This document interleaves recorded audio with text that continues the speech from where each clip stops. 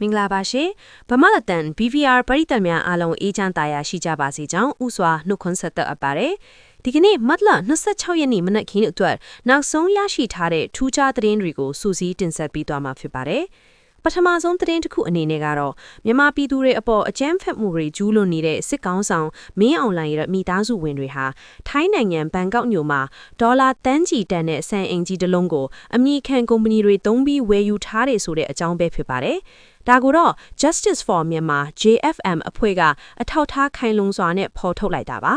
ဒီဝယ်ယူမှုဟာထိုင်းဘက်98တန်းကျော်တန်းပိုးရှိပြီးစစ်ခေါင်းဆောင်ရဲ့တားဖွက်သူအောင်ပြင်းစုံနဲ့ချွေးမဖြစ်သူမမျိုးရတနာထိုက်တို့ကပိုင်ဆိုင်တာဖြစ်ပါတယ်နိုင်ငံတကာရဲ့စီးပွားရေးပိတ်ဆို့မှုတွေကိုရှောင်ရှားဖို့အတွက်ပိတ်ဆို့မှုစည်ရင်းထဲမပါသေးတဲ့ချွေးမဖြစ်သူအမည်ကိုအသုံးပြုခဲ့တာဖြစ်ပြီးဒီကိစ္စမှာငွေကြေးခွာချမှုနဲ့မူရစ်စေဝါမှုတွေနဲ့အဖမ်းခံထားရတဲ့ခရိုနီထွန်းမဲလက်ကနောက်ွယ်ကနေစီစဉ်ပေးခဲ့တာလို့သိရပါတယ်ဒါဟာမြန်မာပြည်သူတွေစီးငဲချက်တဲနေချိန်မှာစစ်ကောင်းဆောင်မိသားစုကတော့ပြည်သူ့ဗန္ဒာတွေကိုအလွဲသုံးစားလုပ်ပြီးပြည်ပမှာဇင်ခံနေကြတာကိုပြသနေတာပဲဖြစ်ပါတယ်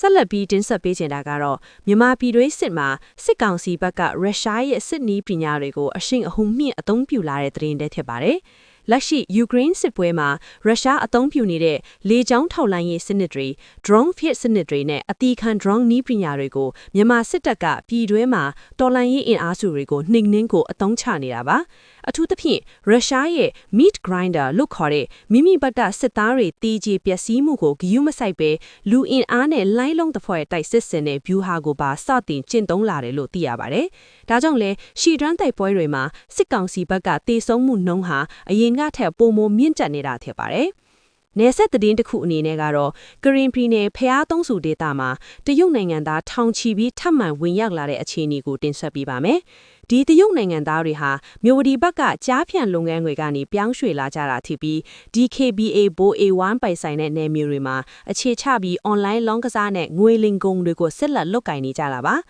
ဒီဒေတာမှာလက်နက်ကင်အဖွဲ့အစည်းတွေရဲ့ဂိတ်ပေါင်း30ကျော်ရှိနေပြီးခရီးသွားတီသူတွေနဲ့ကောင်တန်တွေစီကနေငွေကြေးအစမတန်တောင်းခံနေကြတာကြောင့်ဒေတာခံတွေဟာလုံခြုံရေးရောစီးပွားရေးအရာပါအကျက်အသေးတွေနဲ့ရင်ဆိုင်နေရပါတယ်။ဒါပြင်တနင်္သာရီတိုင်းမြင့်မြို့မှာလည်းစစ်ကောင်စီနဲ့ခရိုနီတွေပေါင်းပြီးဒေတာခံတွေရဲ့ဆိုင်ငန်းတွေကိုအထက်မှဖယ်ရှားခိုင်းနေတဲ့သတင်းထွက်ပေါ်နေပါတယ်။မြင့်မြို့အထက်ကတဲ့ကျောင်းရှည်ကဆိုင်ငန်း60ကျော်ကိုဗုဒ္ဓဘာသာအသင်းပိုင်မြေထက်သွားပြီးဆိုတဲ့အကြောင်းပြချက်နဲ့မတ်လာကုံမှာအပြီးဖယ်ခိုင်းနေပါတယ်။ဘောလုံးကွဲပတ်လေကဆိုင်ငန်းတွေကိုလည်းဘာအစားထိုးမြေမှမပေးဘဲဓာတ်ရိုက်ထိန်းယူနေကြတာကြောင့်လောက်ကင်စားတောက်နေသူတွေကြားမှာမကျေနပ်မှုတွေပြင်းထန်နေပါတယ်။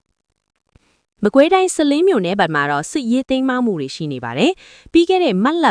23-24ရက်နေ့တွေမှာစစ်ကောင်စီကင်းလက်အဖွဲ့တွေမိုင်းဆွဲတိုက်ခိုက်ခံခဲ့ပြီးစစ်သား2ဦးသေဆုံးခဲ့ပါတယ်။ဒီအတွက်စစ်ကောင်စီဘက်ကဂျေးရွာတွေပေါ်ကို Jet Fighter နဲ့ဘုံပြဲတိုက်ခိုက်မှုတွေလှုပ်ဆောင်ခဲ့တာကြောင့်ပြည်သူ့ပိုင်နေအိမ်တွေပျက်စီးသွားခဲ့ရပါတယ်။